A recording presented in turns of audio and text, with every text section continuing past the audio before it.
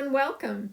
Today I'm showing 7 cards in one treat box that feature the Nests of Winter Designer Series paper, along with some other Stampin' Up! Products I used.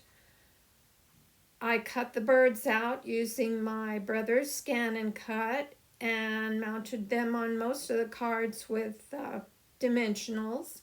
Now I show measurements and picture the cards individually on my blog, Jean's Paper Jewels, so you can find some of the directions there.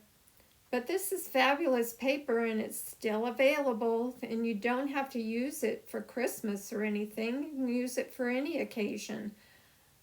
I have used some of them for Christmas cards and some of them for other reasons.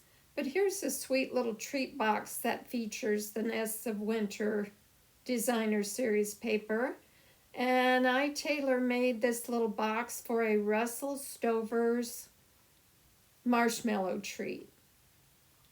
I still have lots of little birds and berries to use to finish up this paper pack, so stay tuned.